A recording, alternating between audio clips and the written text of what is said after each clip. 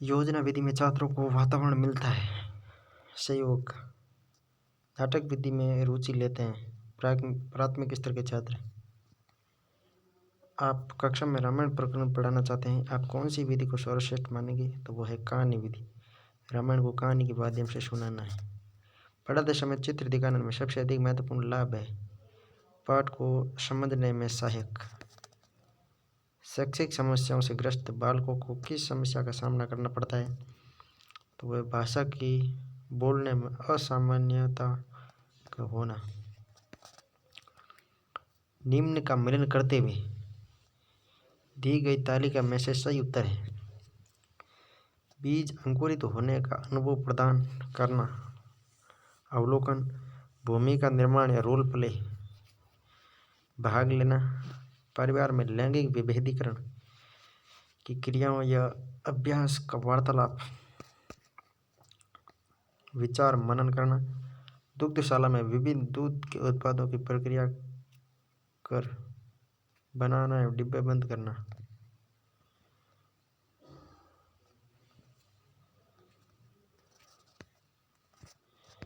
इसमें पहला है अवलोकन, इसमें पहला है।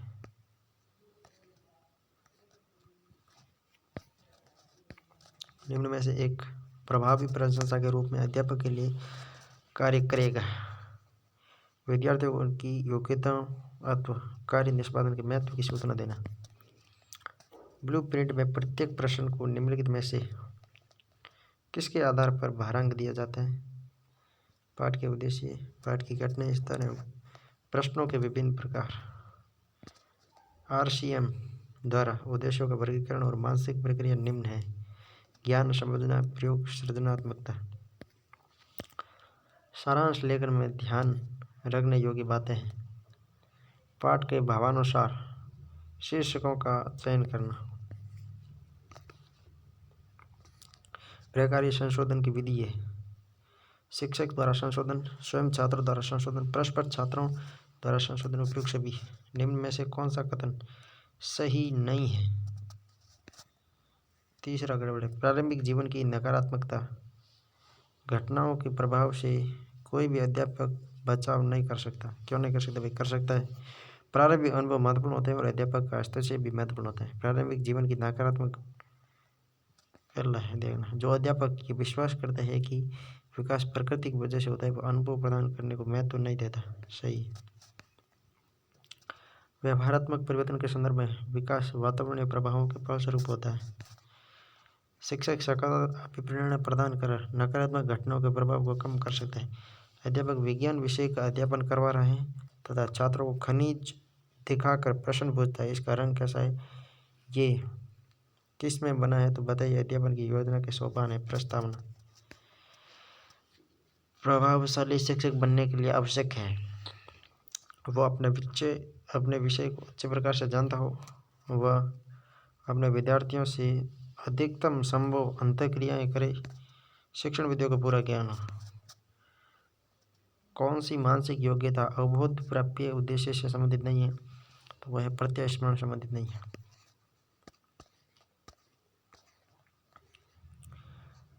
कौन सी विद्यार्थी आयात तथा वर्ग का अवबोध समझ रखने वाला कहलाएगा? जो दोनों की समानता तथा असमानता के बिंदुओं को बता सके। त्रिभाषा सूत्र किसने दिया? कोठारी आयोग ने। कोठारी आयोग ने कौन सा सूत्र दिया? त्रिभाषा आयोग 1964-66 में। त्रिभाषा सूत्र मातृभाषा, राजभाषा और विदेशी। मातृभाषा हो गई, राजभाषा हिंदी, विदेशी अंग्रेजी। हिंदी, इंग्लिश और मातृभाषा। द्विभाषा सूत्र मुदालिर आयोग ने। मुदालिर आयोग माध्यमिक शिक्षा आयोग 1952 में। निदान का अर्थ है अधिगम संबंधी कठिनाई और कमियों के स्वरूप का निर्धारण। यह कथन ब्राउन का है। क्या उत्तम उपलब्धि परीक्षण की विशेषता नहीं है? अस्पष्टता। पूर्व ज्ञान के आधार पर विषय का परिचय देने के लिए किया जाता है। प्रस्तावना। कौन सा कारक समस्या समाधान में बाधक होता है? तो वो है मानसिक वृत्ति। कौन सा शिक्षण अच्छा नहीं माना जाता? जिसमें अध्यापक की आज्ञा का पालन करे और सवाल न पूछे। ये सही नहीं है। सही कौन सा है? जिसमें बच्चे प्रश्न पूछे वह अपनी अलग राय व्यक्त करे, जिसमें शिक्षक बच्चों के अनुभव का उपयोग करें, जिसमें बच्चों का अवलोकन, विश्लेषण व सामान्यीकरण का अवसर मिले। शिक्षक का कौन सा कक्षागत व्यवहार कक्षा में निरंकुश वातावरण का निर्माण नहीं करता। विचारों को स्वीकार करना, ये निरंकुशता नहीं है। स्वीकार नहीं करेगा तो निरंकुशता आएगी। निम्नलिखित में से कौन सा कथन शिक्षण अधिगम सामग्री की उपादेयता से संबंधित नहीं है। शिक्षण के मूल्यांकन की प्रक्रिया में सहायक। कौन सा सूक्ष्म चलन कौशल का उदाहरण है। सूक्ष्म चलन कूदना, आगे जगह 5 टिप्पणी, यानी चलने में इसमें सूक्ष्म है। अभी तक भाषा शिक्षण में 4 कौशल को महत्व दिया गया है। पठन कौशल, लेखन कौशल, श्रवण कौशल और वाक् कौशल। रीडिंग, राइटिंग, लिसनिंग और स्पीकिंग। एक भाषा शिक्षक कक्षा में कविता का विवरण समझाकर कक्षा में कविता पढ़ा रहा है और छात्रों को स्पष्टीकरण से निष्कर्ष निकालने या व्यापक विचार करने के लिए यह कह रहा है। यह उदाहरण आगमनात्मक है। आगमनात्मक तर्क में व्यक्ति अपने पूर्व अनुभव एवं स्वयं द्वारा संकलित तथ्यों एवं सूचनाओं के आधार पर एक सामान्य नियम सिद्धांत का निरूपण करता है। उसके आधार पर समस्या का समाधान करता है। ये सामान्य सिद्धांत के निरूपण व्यक्ति निम्न 3 स्तरों से गुजरता है: निरीक्षण, परीक्षण, सामान्यीकरण। निरीक्षण, परीक्षण, सामान्यीकरण। जब एक शिक्षक विद्यार्थियों को उनकी अधिकतम आवश्यकताओं के आधार पर पढ़ाता है तथा उनकी अधिगम समस्या का समाधान करते हुए अधिगम स्रोतों की ओर ले जाता है तो शिक्षण का स्तर होगा विमर्शी चिंतन। कथन बहुग्रेड शिक्षण प्रणाली के साथ सहमति नहीं रखता तो वह विद्यार्थियों की आयु एवं योग्यता के आधार पर समान होना, ये नहीं हो सकता। समान थोड़ी होता है। आवाज में उतार चढ़ाव उदाहरण है उद्दीपन परिवर्तन कौशल का। कौन से शिक्षण विधि प्रजातांत्रिक नहीं है तो वह व्याख्यान विधि शिक्षक केंद्रित है, प्रजातांत्रिक नहीं है। प्रोजेक्ट, सामूहिक और सहभागी, ये सभी प्रजातांत्रिक है। शिक्षण विधि प्रगतिवादी सिद्धांतों पर आधारित है, प्रगतिवादी समस्या समाधान।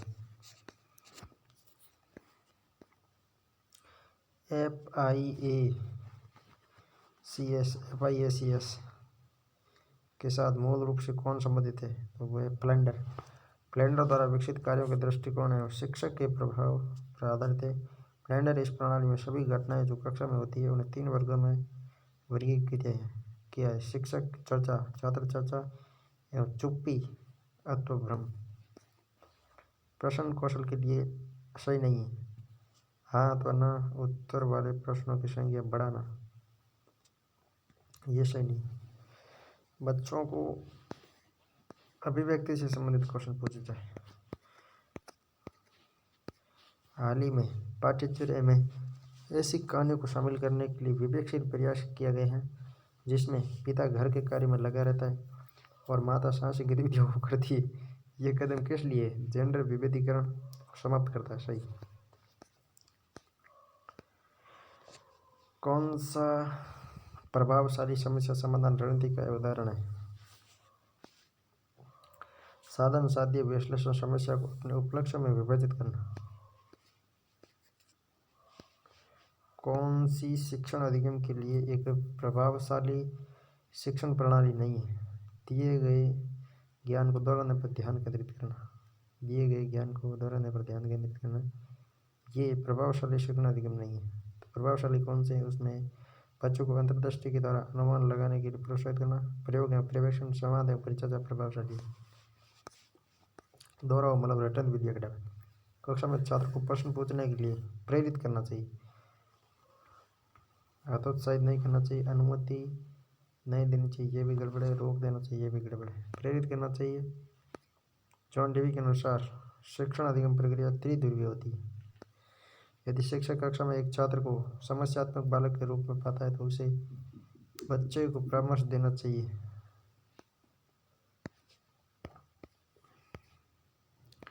कैरिकुलम शब्द लैटिन भाषा के शब्द से बना है क्यूरेरे।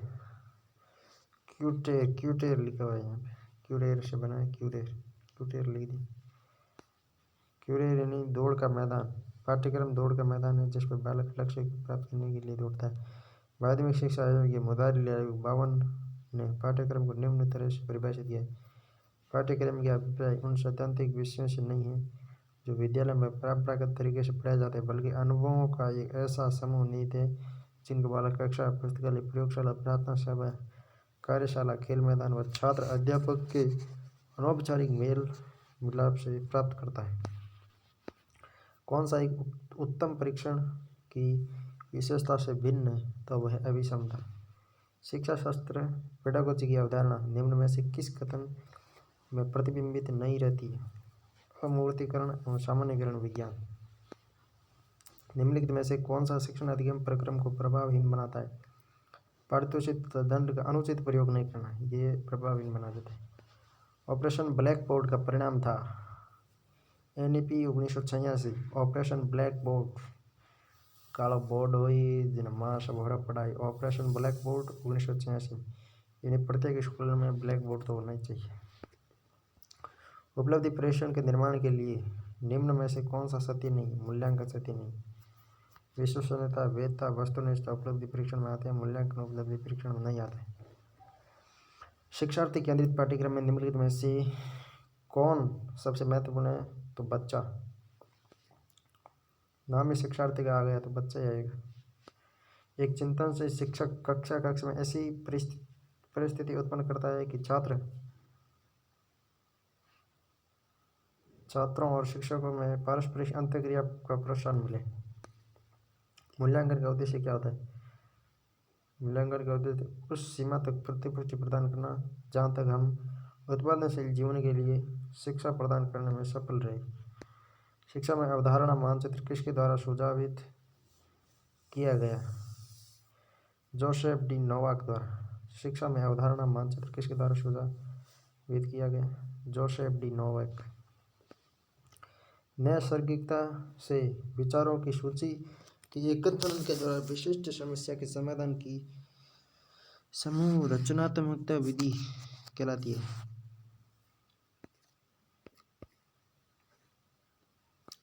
पहली थी, शिक्षकों को मानसिक रूप से विक्षिप्त लोगों को निर्देश देते समय ध्यान रखना चाहिए कि वे अधिक व्यावसायिक कौशल सीखें। वैज्ञानिक अनुसंधान करने की दिशा में कौन सा एक कदम नहीं है? गतिशील दृष्टिकोण। समस्या समाधान का प्रथम चरण है समस्या की पहचान करना। बाल केंद्रित शिक्षा शास्त्र की क्या विशेषता है? बच्चों के अनुभवों को प्रमुखता देना। बाल केंद्रित शिक्षा में हमेशा बच्चों के अनुभवों को प्रमुखता देकर उसके सर्वांगीण विकास पर बल दिया जाता है। बाल केंद्रित शिक्षण विधि का अर्थ है बच्चों की अभिव्यक्ति और उनकी सक्रिय भागीदारी को महत्व देना। किस कौशल पूर्व ज्ञान का परीक्षण आता है? तो प्रस्तावना कौशल में पूर्व ज्ञान का परीक्षण आता है। शिक्षक बच्चों की जटिल अवधारणाओं की समझ को किस प्रकार सहज कर सकते हैं? अन्वेषण एवं परिचर्चा के लिए अवसर उपलब्ध करवा के।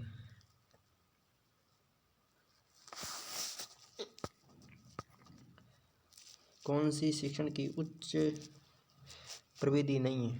प्रश्नीकरण उच्च विधि नहीं। वाद विवाद, कार्यशाला और सम्मेलन उच्च विधियां हैं, जबकि प्रश्न विधि छोटी विधि। कक्षा कक्ष में पढ़ाई जाने वाली विषय वस्तु के विभिन्न तत्वों को क्रमबद्ध रूप से व्यवस्थित करने हेतु नीचे दिए गए विकल्पों को कौन सा उपयुक्त नहीं है? अमूर्त से मूर्त नहीं जाना है, मूर्त से अमूर्त कर जाना है। ज्ञात से अज्ञात चलेगा, सरल से जटिल चलेगा, पूर्ण से अंश या स्थूल से सूक्ष्म चलेगा। शिक्षण प्रतिमानों का एक मुख्य तत्व नहीं है। मौखिक साहचर्य नहीं है क्वेश्चन है लगभग। शिक्षक को शिक्षण संस्कृति प्रदान की जानी चाहिए शिक्षार्थियों की मानसिक एवं शारीरिक आयु के अनुरूप। स्व मूल्यांकन निम्नलिखित में से किसके सिद्धांत पर आधारित है? निर्माणवाद। स्व मूल्यांकन निर्माणवाद। अंतर्दर्शन। कक्षा कक्ष में शिक्षक विद्यार्थियों को सीखने के लिए प्रेरित करता है। गृह कार्य देकर, प्रश्न पूछकर, उदाहरण देकर, इन सभी के द्वारा। विद्यालय के वास्तविक वातावरण में शिक्षा के सिद्धांतों का परीक्षण करने को किस मनोवैज्ञानिक ने क्रिया अनुसंधान का उद्देश्य कहा है? एंडरसन। इम्पोर्टेंट है यार एंडरसन का। विद्यालय के वास्तविक वातावरण में शिक्षा के सिद्धांतों का परीक्षण करने को किस मनोवैज्ञानिक ने क्रिया अनुसंधान कहा था? एडल्सन। मूल्यांकन की अप्रमापीकृत प्रविधि है प्रश्नावली, अप्रमापीकृत प्रश्नावली, प्रश्नावली लेवल फर्स्ट में 11 पे। टोली शिक्षण निम्नलिखित में से किस परिस्थिति को कहा जाता है? जब दो या अधिक शिक्षक किसी छात्रों के एक समूह को पढ़ाते हैं, टोली शिक्षण कहते हैं। कौन सा शिक्षण प्रतिमान का आधार भूत तत्व नहीं? आधारभूत तत्व नहीं। अवलोकन शिक्षण प्रतिमान का आधारभूत तत्व नहीं। केंद्र बिंदु सर्जन और सहयोग तंत्र है, अवलोकन नहीं। कौन सा शिक्षण व्यवहार परंपरागत संगठन का सिद्धांत कार्य केंद्रित पर आधारित है? एकतंत्रीय शिक्षण व्यवहार। कौन सा कथन शिक्षण उद्देश्य के संदर्भ में सही नहीं है? तो उनकी प्राप्ति लंबी अवधि में की जाती है।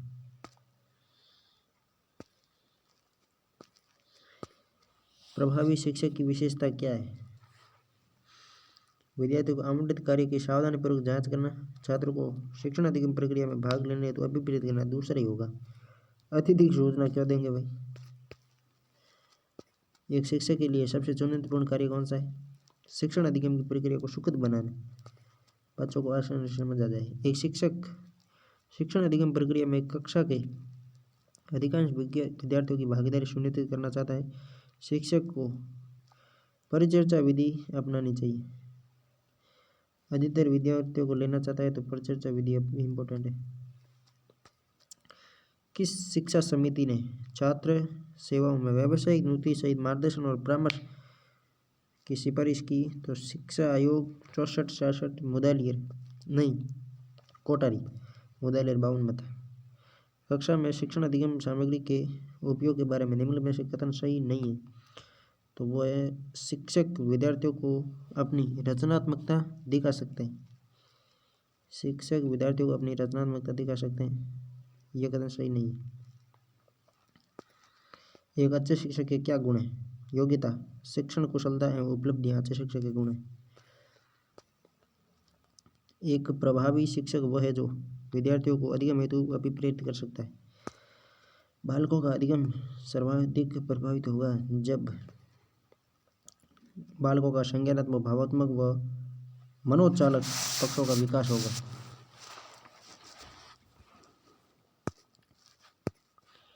शिक्षण अधिगम प्रक्रिया का मुख्य उद्देश्य बच्चों का सर्वांगीण विकास करना है। अतः बच्चों का अधिगम सर्वाधिक प्रभावशाली तब होगा जब उनका संज्ञानात्मक, भावात्मक, क्रियात्मक, मनोचालक तीनों पक्षों का विकास संभव हो। शिक्षण में निम्न में से किसके उपयोग से अधिगम के सभी उद्देश्यों यथा ज्ञानात्मक, भावात्मक एवं क्रियात्मक की प्राप्ति की जा सकती है? तो भाषा प्रयोगशाला। कौन सा कथन सत्य नहीं? असत्य नहीं। असत्य नहीं इसका मतलब कौन सा कथन सत्य है? कौन सा सत्य? तीसरा है, दोनों सामाजिक सांस्कृतिक अनुभवों को पाठ्यक्रम का हिस्सा बनाया जाए।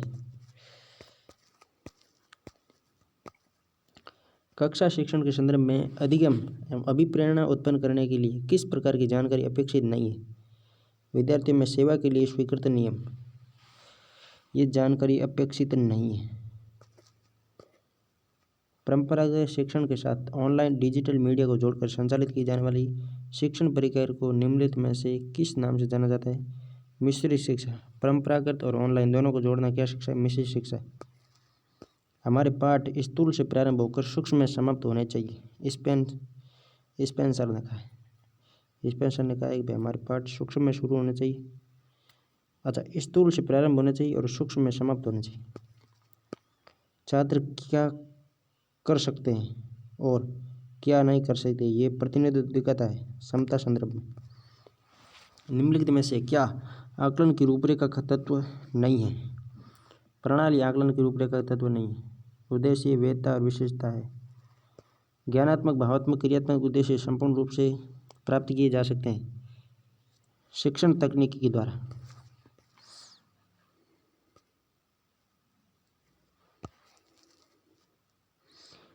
अध्यापन कौशल की कुछ आवश्यक बातें नीचे दी गई है।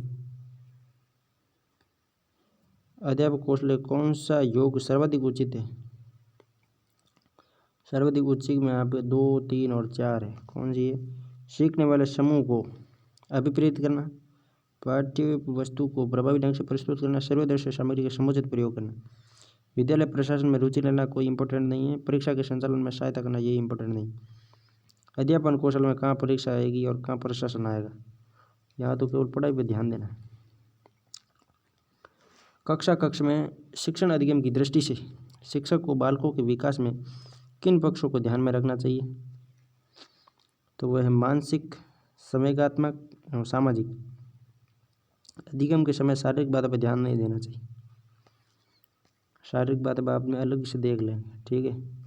शिक्षण अधिगम प्रक्रिया के दौरान छात्रों में अधिगम विकास हेतु अध्यापक को क्या करना चाहिए?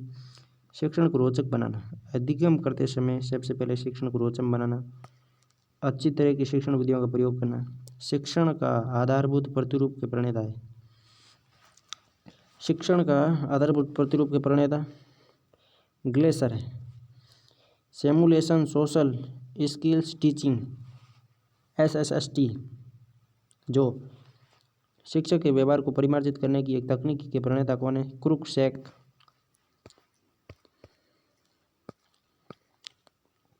शिक्षण का प्रारूप हो सकता है प्रशिक्षण, अनुबंधन, अनुदेशन और प्रतिपादीकरण। प्लेडर्स द्वारा प्रतिपादित अंतःक्रिया विश्लेषण तकनीकी शाब्दिक व्यवहार, अशाब्दिक व्यवहार को परिमार्जित एवं बेहतर बनाने के लिए उपयोगी है। यदि एक नवनियुक्त शिक्षक के रूप में कक्षा द्वारा आपके साथ दुर्व्यवहार किया जाता है, तब आप विद्यार्थियों से किस प्रकार का व्यवहार करेंगे? अपने गुणों का संवर्धन करके। विवेचनात्मक शिक्षा शास्त्र का यह दृढ़ विश्वास है कि शिक्षार्थियों के अनुभव और प्रत्याक्षण महत्वपूर्ण होते हैं। सामाजिक रचनात्मक दृष्टिकोण पर सीखने का सामाजिक संदर्भ और ये ज्ञान पारस्परिक रूप से कैसे निर्मित किया जा सकता है महत्व देते हैं। उपलब्धि परीक्षण का प्रमुख उपयोग होता है अधिगम उत्पाद जांच में, शैक्षणिक मार्गदर्शन में, उपचारात्मक शिक्षण सभी में। कौन सा कथन आदर्श संदर्भित परीक्षण के लिए सत्य नहीं है? तो वही मानकीकृत परीक्षण है, यह गड़बड़ है। छात्र स्कोर की तुलना इसके साथ तुलना करके की जाती है। अन्य ने कैसा प्रदर्शन किया? संदर्भित परीक्षण में कहा जाता है कि परीक्षण राष्ट्रीय मानदंडों पर आधारित है। संदर्भित परीक्षण आदर्श संदर्भित परीक्षण छात्रों के प्रदर्शन के स्थापित मानदंडों से तुलना की जाती है। आदर्श संदर्भित परीक्षण में योगात्मक मूल्यांकन के उद्देश्य है समय विशेष एवं विभिन्न कार्यों पर एक विद्यार्थी ने कितना अच्छा निष्पादित किया है का पता लगाना ही योगात्मक मूल्यांकन है। परीक्षण की विश्वसनीयता का संदर्भ दो अवसरों पर एक ही परीक्षण पर किसी व्यक्ति द्वारा प्राप्त लाभांकों की संगति से दो जगह दो शिक्षकों ने कॉपी जांच की किंतु समान नंबर आए, ठीक है। तो इसका मतलब उसमें विश्वसनीयता है परीक्षण में। विद्यार्थियों के व्यापक मूल्यांकन में निम्नलिखित में से कौन सी सम्मिलित नहीं है? बुद्धि लब्धि गुणांक व्यापक मूल्यांकन में नहीं आती। बुद्धि लब्धि तो किस में आती है? सतत नहीं, मूल्यांकन में आती है। व्यापक मूल्यांकन में शैक्षिक क्रियाओं के साथ साथ शैक्षिक क्रियाओं को भी जोड़ा जाता है, खेल कूद आदि को। समानता, गुणवत्ता व परिणाम को भारतीय शिक्षा का दुराग्रही त्रिकोण किसने कहा? दुराग्रही त्रिकोण नायक ने कहा, JP नायक। नायक होता है वही दुराग्रही त्रिकोण का है। समानता, गुणवत्ता एवं परिणाम भारतीय शिक्षा का दुर्गाही त्रिकोण किसने कहा है? नाटक ने, नायक ने, नाटक ने। श्री JP नायक। कौन सा मूल्य बुनियादी शिक्षा द्वारा विकसित किया जा सकता है? श्रम के प्रति सम्मान बुनियादी शिक्षा द्वारा विकसित किया जा सकता है। मूल्यांकन का प्रकार नहीं है, मानक मूल्यांकन नहीं होता है, निर्माणात्मक होता है, योगात्मक होता है, CC। मूल्यांकन अंग्रेजी शब्द इवेल्यूशन का हिंदी रूपांतरण है जिसका अर्थ होता है किसी तथ्य के संबंध में निर्णय लेना या निष्कर्ष निकालना। मूल्यांकन का उद्देश्य है बच्चे को उत्तीर्ण या अनुत्तीर्ण घोषित करना, बच्चों में क्या सीखा है यह जानना, बच्चे के सीखने में आई कठिनाइयों को जानना। जब बालक की परीक्षा द्वारा मापी हुई योग्यता के सही मूल्यांकन में स्थायित्व होता है, तब उस परीक्षा को विश्वसनीयता कहते हैं। सतत एवं व्यापक मूल्यांकन का अर्थ है योग्यताओं, व्यक्तित्व एवं कौशलों आदि के व्यापक क्षेत्र में अधिगम को अभिलेखित करने हेतु आंकलन। सतत एवं व्यापक मूल्यांकन से तात्पर्य है सीखने की प्रक्रिया के दौरान शैक्षिक एवं शैक्षिक क्षेत्रों का नियमित रूप से आंकलन करना। सतत एवं समग्र मूल्यांकन में क्या शामिल है? सबसे बड़ा ऑप्शन है उसी को देखना है। सतत मूल्यांकन आते ही विविध प्रकार की रणनीतियों का प्रयोग करते हुए दोनों शर्तों में श्रृंखलात्मक आंकलन का प्रयोग करना। किसी विशेष कार्यक्रम या प्रशिक्षण के प्रभावों का मापन करने के लिए किस प्रकार के परीक्षणों को परिकल्पित किया जाता है? विशेष के लिए क्या है? मध्यावधि परीक्षा एक है रचनात्मक। मध्यावधि परीक्षा एक योगात्मक मूल्यांकन है। योगात्मक मूल्यांकन में मापन की भूमिका सब सीखी हुई कुशलताओं में निष्पादन का एक संपूर्ण अवलोकन देती है। आंकलन का प्राथमिक उद्देश्य क्या होता है? संबंधित अवधारणाओं के बारे में बच्चों की स्पष्टता तथा भ्रांतियों को समझना।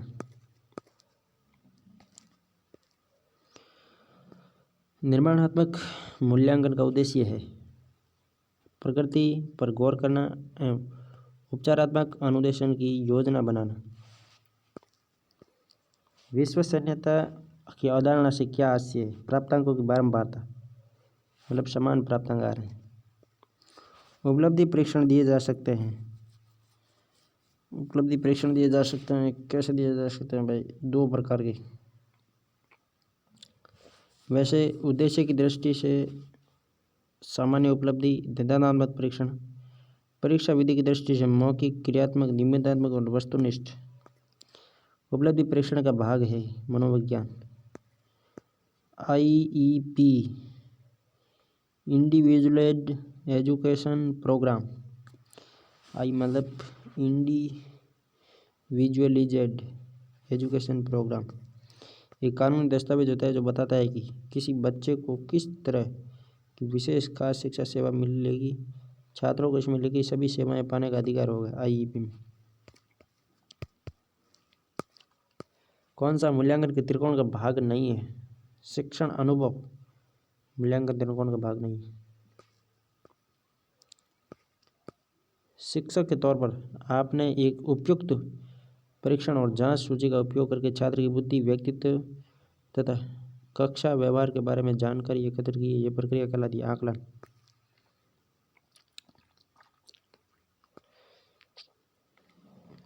आकलन कहलाएगा भाई, मापन मूल्यांकन नहीं आएगा। आकलन, मापन और मूल्यांकन इन तीनों संप्रदायों द्वारा शिक्षण अधिगम की सफलता और असफलता को ज्ञात किया जाता है। आकलन एक संकीर्ण संप्रदाय है जिसमें अधिगम उद्देश्यों की सफलता असफलता का मात्र अनुमान लगाया जा सकता है। आकलन या अनुमान की विश्वसनीयता प्राय संदिग्ध रहती है। कौन सा ये योगात्मक मूल्यांकन से संबंधित है? सत्र के अंत में शिक्षार्थियों के प्रदर्शन का अंतिम आकलन करना योगात्मक मूल्यांकन है। अगर किसी विद्यार्थी का गणित में उपलब्धि निष्पत्ति औसत से कम है तो अध्यापक को करना चाहिए। विद्यार्थी को उसकी गणित संबंधी कठिनाइयों का पता लगाने और निदानात्मक परीक्षण देने के बाद उपचारात्मक परीक्षण करना चाहिए। किस प्रकार के प्रश्नों का मूल्यांकन करते समय वस्तुनिष्ठता बनाए रखना कठिन है? निबंधात्मक प्रश्नों में वस्तुनिष्ठता कठिन है। एक परीक्षण जो व्यक्ति की किसी एक या अधिक क्षेत्रों में उसकी विशेषताओं और कमियों को व्यक्त करने के लिए बनाया जाता है कहलाता है निदानात्मक परीक्षण। कमियों एवं विशेषताओं के लिए बनाया जाता है निदानात्मक परीक्षण। एक अधिगम तथा मूल्यांकन को अधिगम में मूल्यांकन को जोड़ता है। ये स्वाधिगम एवं स्व मूल्यांकन का प्रकार है, अतः इसके द्वारा सीखना व्यक्तिगत है। एनसीएफ 2005 क्या है? एनसीएफ 2005 बल देता है करके सीखने पर।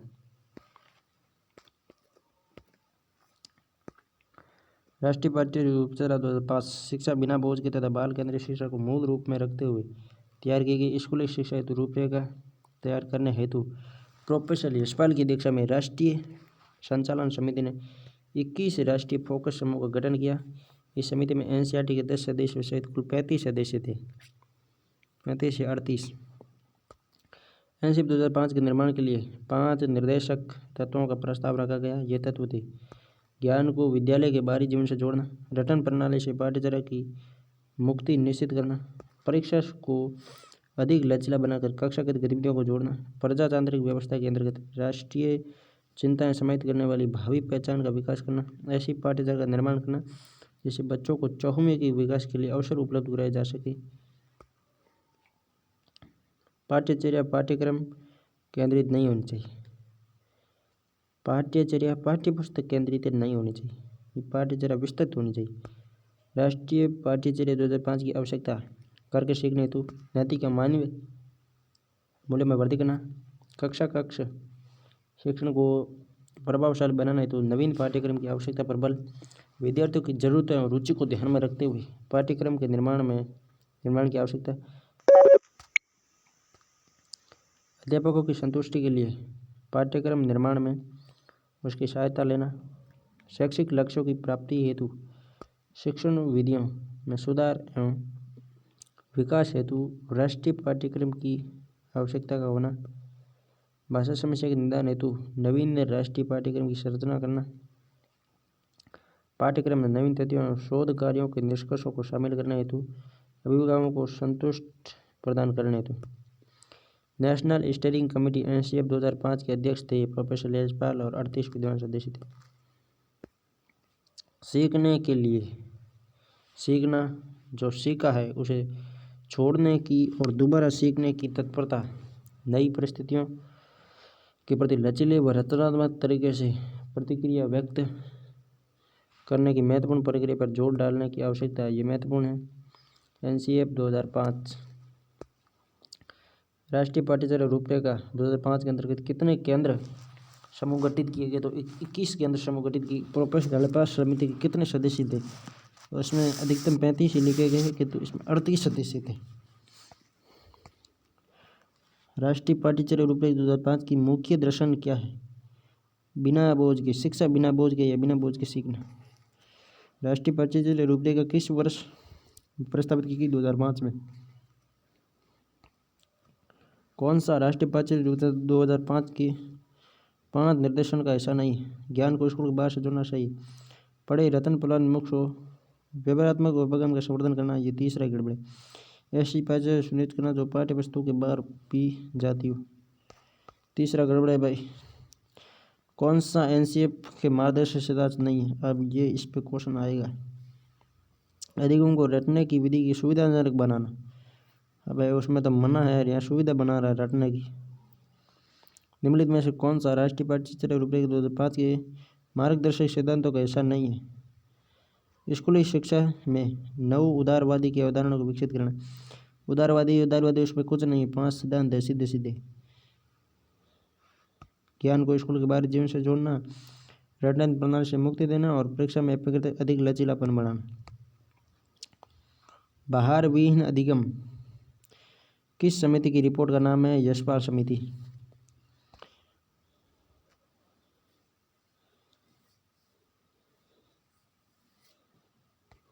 पुलिस उपकरणों में प्रोफेसर यशपाल की अध्यक्षता में एक राष्ट्रीय सलाहकार समिति का गठन किया गया, जिसने 15 जुलाई 1993 को भारत सरकार को बिना बोझ रहित अधिगम शीर्षक नामक एक रिपोर्ट सौंपी। एनसीएफ 2005 में कला शिक्षा को विद्यालय में जोड़ने का उद्देश्य है सांस्कृतिक विरासत की प्रशंसा करना, छात्रों के व्यक्तित्व और मानसिक स्वास्थ्य को विकसित करना।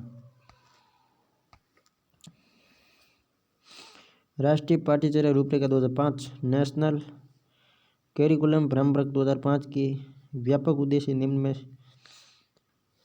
निम्न प्रकार रखे गए: विचार व क्रम की स्वतंत्रता, लोकतांत्रिक प्रक्रिया में भागीदारी की प्रवृत्ति, नई परिस्थितियों का लचीलेपन व रचनात्मक तरीके से सामना करना, परोपकार की भावनाओं के प्रति संवेदनशीलता, आर्थिक प्रक्रियाओं तथा सामाजिक परिवर्तनों में योगदान देने की क्षमता का विकास करना।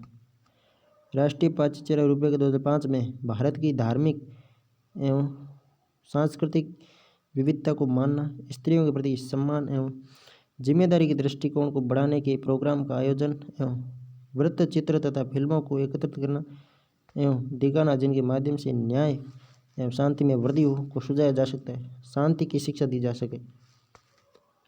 एनसीएफ 2005 अर्थात नेशनल कैरिकुलम फ्रेमवर्क 2005 प्रारंभिक अध्याय में देश की आज़ादी के बाद शांति की शिक्षा हेतु किए गए पाठ्यक्रम में जितने भी सुधार हुए ये सभ्यता और प्रगति, हाँ यही ना बात। राष्ट्रीय पाठ्यचर्या का प्रारंभ प्रसिद्ध शिक्षा शास्त्री, नोबेल पुरस्कार विजेता, राष्ट्रीय ज्ञान के निर्माता श्री श्री महाराज 1008 रविंद्रनाथ टैगोर जी के निबंध सभ्यता और प्रगति के उदाहरण से होता है। एनसीएफ 2005 के तहत ये प्रावधान है कि बालक की प्राथमिक स्तर की शिक्षा स्थानीय भाषा अर्थात घरेलू भाषा में होनी चाहिए। यदि प्राथमिक स्तर पर मातृभाषा या स्थानीय भाषा की सभ्यता और प्रगति है, यदि प्राथमिक स्तर पर मातृभाषा या स्थानीय भाषा की शिक्षक उपलब्ध न हो तो संविधान के अनुच्छेद 350 के तहत स्थानीय शिक्षा अधिकारियों को बालक की भाषा विकास के लिए ये सुविधा उपलब्ध कराना अनिवार्य है। 50 के तहत बालक को मातृभाषा सिखाने के लिए स्थानीय जो शिक्षा अधिकारी है ना, उनके काम है ये 50 के तहत। एनसीएफ 2005 के अनुसार गणित शिक्षण का प्रमुख उद्देश्य है। गणित शिक्षण का उद्देश्य क्या है भाई? बालक के चिंतन का गणितीकरण करना, ठीक है। एनसीएफ 2005 के कला शिक्षा को जोड़ने का उद्देश्य है सांस्कृतिक विरासत को सराहना। एनसीएफ 2005 के अंतर्गत परीक्षा सुधार में निम्न में से किस सुधार को सुझाया गया है? खुली पुस्तक परीक्षा, सतत निरंतर व्यापक मूल्यांकन, सामूहिक कार्य मूल्यांकन। एनसीएफ 2005 शिक्षा संबंधी सुझाव है। चलो चलो चलो चलो एनसीएफ 2005 के अनुसार एक शिक्षक की भूमिका होनी चाहिए सुविधादाता, सहजकर्ता, सहयोगकर्ता। राष्ट्रीय पाठ्यचर्या रूप 2005 में गुणवत्ता आयाम शीर्षक के अंतर्गत अधिक महत्व दिया गया है। बालकों के लिए संरचित अनुभव में पाठ्यक्रम को सुधार।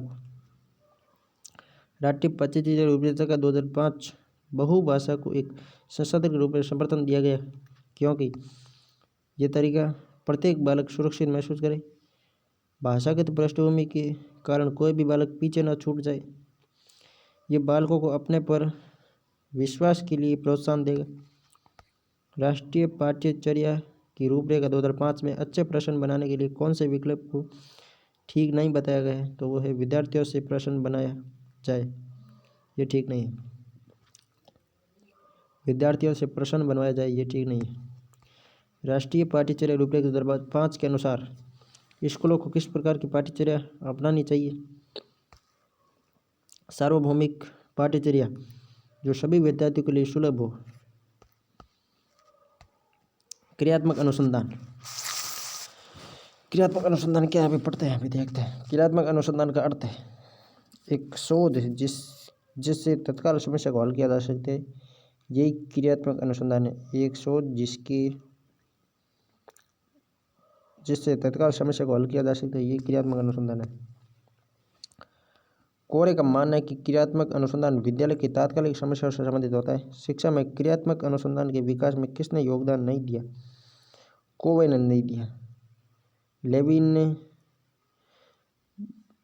बर्किंगम ने और कोरे ने तो दिए, जबकि कोवे ने नहीं दिए। कोवा साला पेड़ पे बैठा रहता है, वो कहाँ योगदान देगा? कोवा कुछ काम का नहीं है। क्रियात्मक अनुसंधान का प्रमुख उद्देश्य है रूपांतरीकरण। क्रियात्मक अनुसंधान का उद्देश्य क्रियाविधि है, इसके अन्य उद्देश्य नैदानिक एवं रूपांतरीकरण भी होते हैं। क्रियात्मक अनुसंधान बल देता है तात्कालिक अनुप्रयोग पर।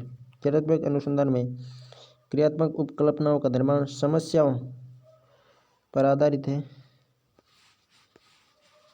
क्रियात्मक अनुसंधान वह अनुसंधान है जिसमें शैक्षणिक कार्यकर्ता अपने कार्य में सुधार लाने हेतु करते हैं। अनुसंधान जो सामाजिक समस्या से संबंधित होता है तथा विद्यालय की जनशक्ति के द्वारा विद्यालय में क्रियाकलापों में सुधार हेतु संचालित किया जाता है, क्रियात्मक अनुसंधान कहलाता है। क्रियात्मक अनुसंधान का गुण है शिक्षक के व्यवहार, उसके विचार और दृष्टिकोण को सकारात्मक परिवर्तन करना है। क्रियात्मक अनुसंधान मौलिक अनुसंधान से भिन्न है क्योंकि अध्यापकों, शैक्षिक प्रबंधकों एवं प्रशासकों द्वारा किया जाता है। कौन सी समस्या क्रियात्मक अनुसंधान के लिए प्रयुक्त नहीं है? तो वो है परंपरागत विधि के ऊपर कंप्यूटर सहायतित अनुदेशन का प्रभाव। क्रियात्मक शोध निम्नलिखित में से संबंधित नहीं है। क्रियात्मक शोध सिद्धांत निर्माण में सहायता नहीं करता है। क्रियात्मक शोध तो शायद समस्या का समाधान करता है। क्रियात्मक अनुसंधान बनाता है प्रोग्राम का क्रियान्वयन एवं अंतिम मूल्यांकन। क्रियात्मक अनुसंधान के महत्व के बारे में निम्न में से कौन सा कथन सही नहीं? कौन सा है? उपयोगिता की अनुसंधान करता है। तीसरा गड़बड़ लग रहा है। समस्याओं का हल अभ्यास में से ले जाया जाता है और मूल्यांकन नहीं किया जाता है, ये गड़बड़ है। तीसरा ही गड़बड़ है। अभी देख लेते हैं कहाँ पे चला गया वो उत्तर उसका। तीसरा नहीं, दूसरा है। समस्याओं का हल शीघ्रता से प्राप्त हो जाता है, क्रियात्मक अनुसंधान की विशेषता नहीं है। ये एक विद्यालय के प्रधानाचार्य द्वारा विद्यार्थियों की विभिन्न संवेगात्मक समस्याओं के कारणों को पहचानने व उन्हें दूर करने में कौन सा अनुसंधान है? तो क्रियात्मक अनुसंधान है। अब आ गया RT 2009। इम्पोर्टेंट है भाई, बहुत बहुत इम्पोर्टेंट है। RT थोड़ा पढ़ लेते हैं क्या है इसके बारे में। बालकों को मुक्त एवं अनिवार्य शिक्षा का अधिकार 2009 देश में लागू हुआ। 1 अप्रैल 2009 को, नहीं 1 अप्रैल 2010 को। 2009 को तो बना था। देश में लागू हुआ 1 अप्रैल 2010 को। राजस्थान में लागू हुआ 1 अप्रैल 2011 को। देश में कब लागू हुआ? 3 बार क्वेश्चन आया भाई। RT 2009 देश में लागू हुआ 1 अप्रैल 2010 को। संविधान संशोधन एवं संविधान अनुच्छेद 86 और संविधान संशोधन अधिनियम 2002 1 दिसंबर 2002 को संसद द्वारा पारित किया गया। संविधान में भाग 3 अनुच्छेद 21 का मूल अधिकार समाविष्ट करने हेतु अनुच्छेद 51 मूल कर्तव्य में नया वाक्यांश के जोड़ा गया एवं अनुच्छेद 45 नीति निर्देशक 3 जगह जोड़े गए। नीति निर्देशक तत्वों में, मूल अधिकार में और मूल कर्तव्य में। अधिकार में और कर्तव्य में नीति निर्देशक सब में ठीक दिया। अधिकार 21 में, कर्तव्य 51 में। 51 में 11वां कर्तव्य जोड़ा गया के, ठीक है। और अनुच्छेद 45 में नीति निर्देशक तत्व में जोड़ दिए। ज्ञातव्य है कि तपस मजूमदार समिति 1999 ने अनुच्छेद 21 को शामिल करने की सिफारिश की। तपस समिति ने सिफारिश की, बहुत अच्छा काम किया। अनुच्छेद 21 राज्य 21 का तहत राज्य 16 से 14 वर्ष की आयु वाले सभी बच्चों के लिए निःशुल्क और अनिवार्य शिक्षा उपलब्ध कराने का ऐसी रीति में जो राज्य विधि द्वारा अवधारित करे वो बंद करेगा। अनुच्छेद 45 नीति निर्देशक में आएगा।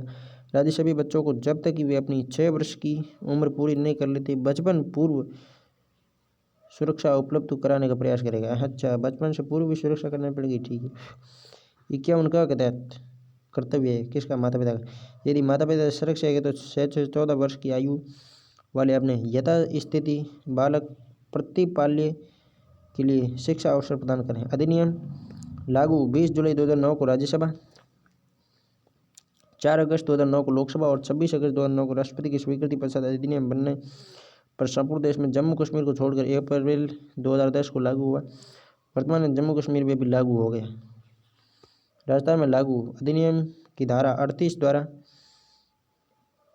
प्रदत्त शक्तियों का प्रयोग करते हुए राज्य सरकार ने राजस्थान निःशुल्क एवं अनिवार्य शिक्षा अधिकार अधिनियम 2011 निर्मित कर 29 मार्च 2011 को अधिसूचना जारी की गई। यानी राजस्थान में कब लागू हुआ? तो 29 मार्च 2011 को अधिसूचना जारी होने पर राजस्थान में लागू हुआ। भारत एवं राजस्थान में RT अधिनियम का तुलनात्मक अध्ययन की दृष्टि में RT 2009 नाम निःशुल्क एवं अनिवार्य बाल शिक्षा अधिकार अधिनियम 2009। राजस्थान में क्या नाम है? राजस्थान निःशुल्क अनिवार्य बाल शिक्षा अधिकार।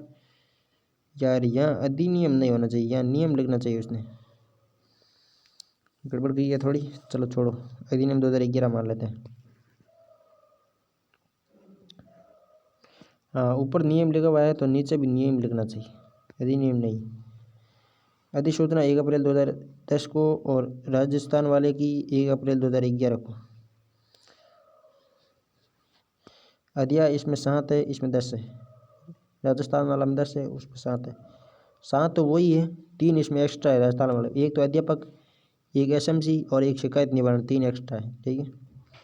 7 वही है। धाराएँ 38, धाराएँ 29, अनुसूची 1 0।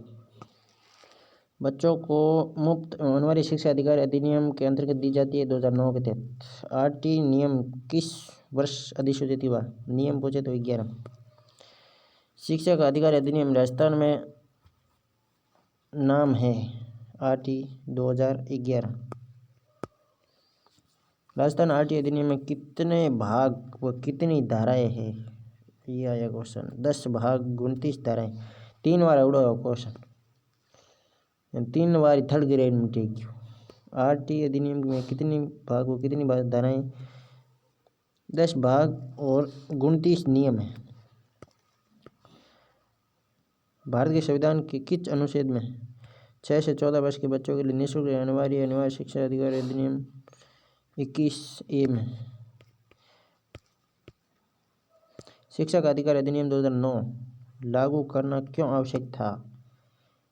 बालकों को दिए गए मूल अधिकार के अनुसार गुणवत्ता शिक्षा की सूचना उपलब्ध कराने हेतु। भारतीय संविधान में कौन सा संशोधन शिक्षा का अधिकार सम्मिलित है? तो वह 86 2002 2 दिसंबर 2002। निम्नलिखित में से कौन सा कथन शिक्षा का अधिकार कानून 2009 के संबंध में सही नहीं है? इस खंड में 26 विद्यालयों में शिक्षकों की रिक्तियों को भरने से संबंधित है। ये सत्य है। 28 में निजी तंत्र प्रतिबंधित करता है, सही है। इस अध्याय 3 पाठ्यक्रम में मूल्यांकन शब्द, अध्याय 3 है जो समूची सरकार से संबंधित है, पाठ्यक्रम नहीं है। इसका अध्याय 4 बच्चों के अधिकारों के संरक्षण से संबंधित है, नहीं। 4 में क्या है? विद्यालय हो शिक्षकों को उत्तरदायित्व है। 6 में क्या है? बच्चों के अधिकारों संरक्षण है। निःशुल्क और अनिवार्य बाल शिक्षा का अधिकार अधिनियम 2009 के अंतर्गत कुल 7 अध्याय 39 धाराएं भाग या खंड है। आरटी एक्ट 2019 में संशोधन सहित 39 हो गए, पहला कितने थे? 38 थे। अध्याय 1 संक्षिप्त नाम, धारा 1 में संक्षिप्त नाम विस्तार प्रारंभ, धारा 2 में परिभाषा। निःशुल्क अनिवार्य अधिकार अधिनियम धारा 3 निःशुल्क अनिवार्य बाल शिक्षा का अधिकार, धारा 4 में ऐसे बालक जिन्हें प्रवेश नहीं दिया जाए उन्हें प्रारंभिक शिक्षा पूरी नहीं की है के लिए विशेष उपबंध, धारा 5 में अन्य विद्यालय में स्थानांतरण यानी कि टीसी। अध्याय 3 समूची सरकार स्थानीय प्राधिकारी और माता पिता के कर्तव्य, अध्याय 3 में धाराएं 6 से लेकर 11 तक। 6 में समूची सरकार स्थानीय प्राधिकारी,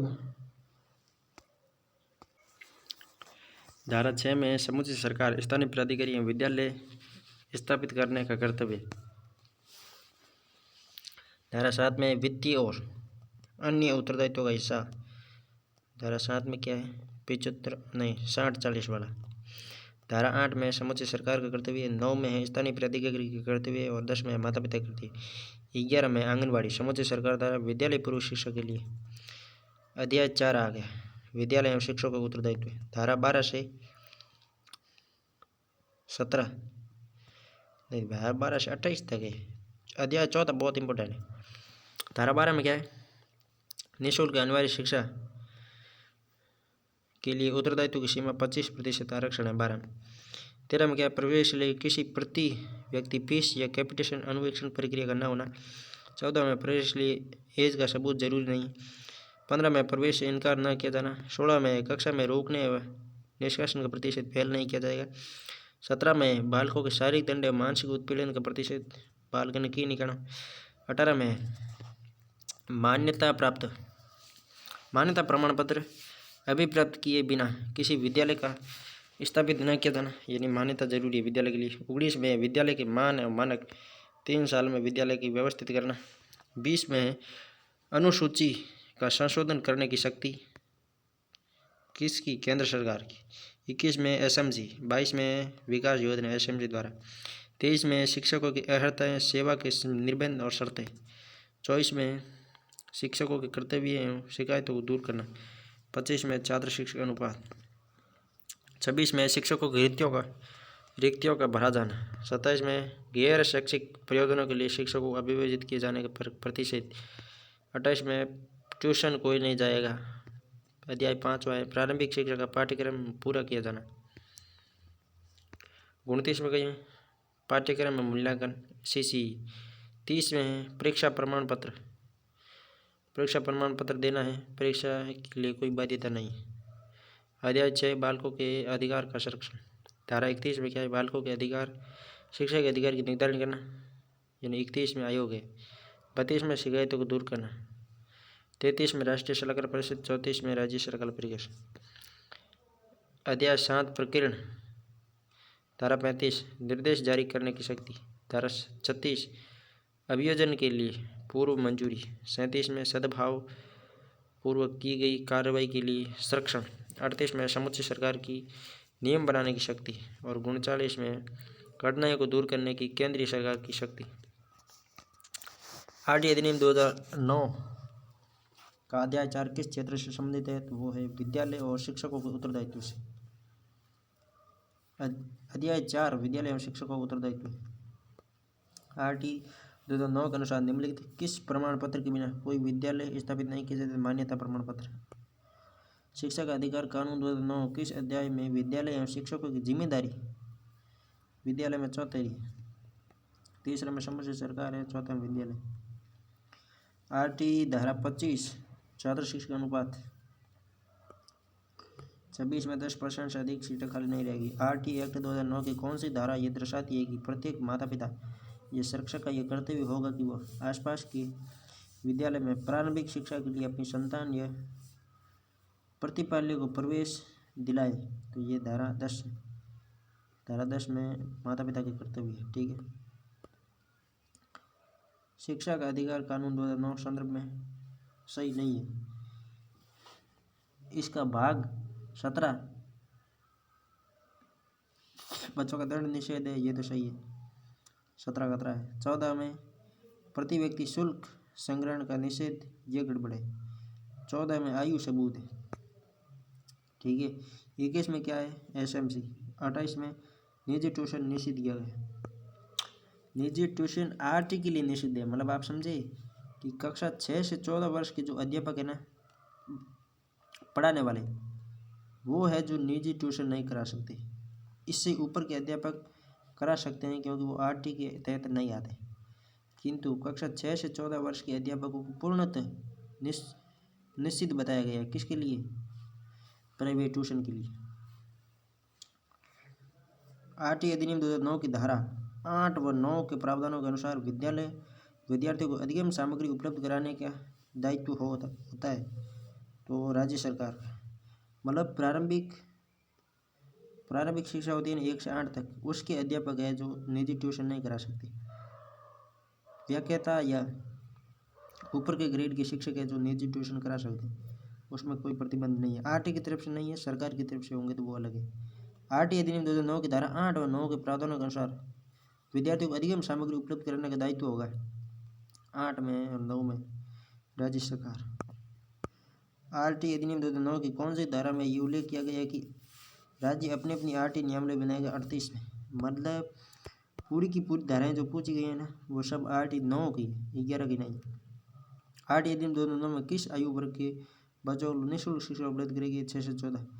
ये मतलब आरटीआई 9 ही चल रहा है। अगर देख लेंगे 11 के कितने सवाल आए हैं, सबसे इम्पोर्टेंट कौन सा है वो भी बता दिया जाएगा आपको।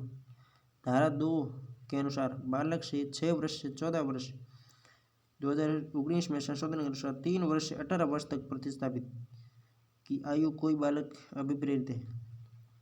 19 में संशोधन किया गया जिसमें 3 से लेकर 18 वर्ष के बालकों को शामिल किया गया। 2017 के संशोधन के अनुसार मूल अधिनियम में जहाँ कहीं भी 14 शब्द आए तो उसे 18 शब्द प्रतिस्थापित किए जाएंगे। ठीक है भाई। बालकों का निःशुल्क और अनिवार्य शिक्षा का अधिकार अधिनियम 2009 में ऐसे बालक जो अनुसूचित जाति, जनजाति, विकलांग, सामाजिक शैक्षिक पिछड़े वर्ग ऐसे संबंधित है तो वो अस्वीकृता समूह या वंचित समूह में आएंगे। धारा 2 8 2009 के अनुसार प्रारंभिक शिक्षा का अर्थ है पहली से लेकर 8वीं तक की शिक्षा प्रारंभिक शिक्षा। पहली से लेकर 8वीं तक की शिक्षा प्रारंभिक शिक्षा है। 2017 में संशोधन के अनुसार मूल अधिनियम में जहाँ कहीं भी प्रारंभिक या प्रारंभिक शिक्षा शब्द आए उसे प्रारंभिक और माध्यमिक शब्द प्रतिस्थापित किए जाएंगे। उल्लेखनीय है कि 1 से 5 प्राथमिक शिक्षा है, 6 से 8 उच्च प्राथमिक शिक्षा, 9 से 10 माध्यमिक शिक्षा और 11 से 12 उच्च माध्यमिक। बालकों का निःशुल्क और अनिवार्य शिक्षा का अधिकार अधिनियम 2009 के तहत 6 वर्ष से अधिक उम्र का बालक जो किसी भी स्कूल में प्रवेशित नहीं रहा है ऐसे बालक को किस कक्षा में प्रवेशित किया जाएगा तो आयु के अनुसार प्रवेशित बच्चे को कर दिया जाएगा। ठीक है, आपको टेंशन लेने की ज़रूरत नहीं है। धारा 4 ऐसे बालकों जिन्हें प्रवेश नहीं दिया गया। ठीक है, प्रवेश नहीं दिया है तो प्रवेश दे देंगे और तो क्या करेंगे। निःशुल्क और अनिवार्य है बाल शिक्षा अधिकार अधिनियम 2009 के अनुसार प्रारंभिक शिक्षा के लिए प्रवेश प्राप्त कोई बालक प्रारंभिक शिक्षा पूरी करने तक निःशुल्क शिक्षा का हकदार होगा। वो 14 वर्ष की आयु के पश्चात भी हो सकता है। एक 10 वर्ष की आयु का बालक जो पूर्व में कभी स्कूल नहीं गया हो कि कक्षा में प्रविष्ट होने के योग्य है, कक्षा 5 में प्रविष्ट होने के योग्य है। 10 वर्ष का टापर है, कक्षा 5 में बैठ सकता है। विद्यालय प्रबंधन का प्रजातांत्रिक सिद्धांत है सहभागी उत्तरदायित्व। इसमें क्या करना है कि जितनी भी उम्र दी हुई है ना उसमें से 5 माइनस कर लेने, पीछे वो कक्षा बच जाएगी। जैसे यदि 6 वर्ष का बालक है तो 5 माइनस करते ही पहली क्लास में डालेंगे। जैसे 12 वर्ष का बालक है तो 5 माइनस करते ही क्या होगा 7वीं क्लास में डालेंगे। 9 वर्ष का बालक है 5 माइनस करते ही पीछे क्या बचेगा 4 बचेगा, यानी 4वीं क्लास में डालेंगे। कोई 14 वर्ष का बालक है तो 5 माइनस करते ही कितनी क्लास में 14 वर्ष का नहीं, हाँ 14 वर्ष का 9वीं क्लास में वो तो ऊपर चला जाएगा।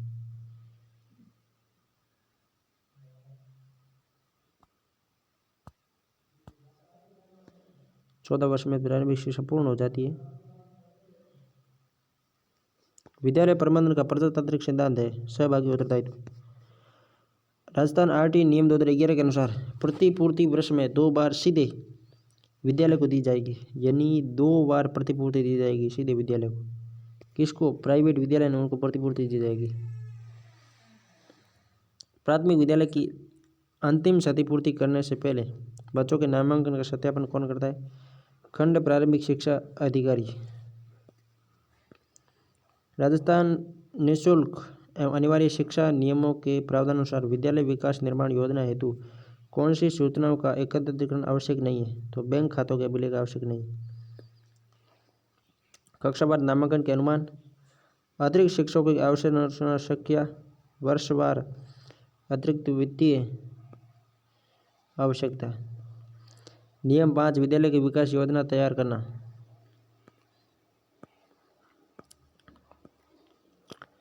आरटी 2009 की कौन सी धारा यह दर्शाती है कि समुचित सरकार और स्थानीय प्राधिकारी विद्यालय स्थापित करने का कर्तव्य है? धारा 6। धारा 6 में दूरी कितनी 6, इन दूरी के अनुसार विद्यालय स्थापित होंगे। बालकों का निःशुल्क और अनिवार्य शिक्षा का अधिकार अधिनियम 2009 के अनुसार कौन सा अध्यापकों के प्रशिक्षण के लिए मानकों को विकसित और लागू करता है? तो केंद्र सरकार लागू करती है। धारा 7 से केंद्रीय सरकार है। निःशुल्क और अनिवार्य बाल शिक्षा का अधिकार अधिनियम 2009 में वर्णित समुचित सरकार के कर्तव्यों के अनुसार केंद्रीय सरकार का उत्तरदायित्व होगा शिक्षकों के प्रशिक्षण के लिए मानकों को विकसित करना और लागू करना।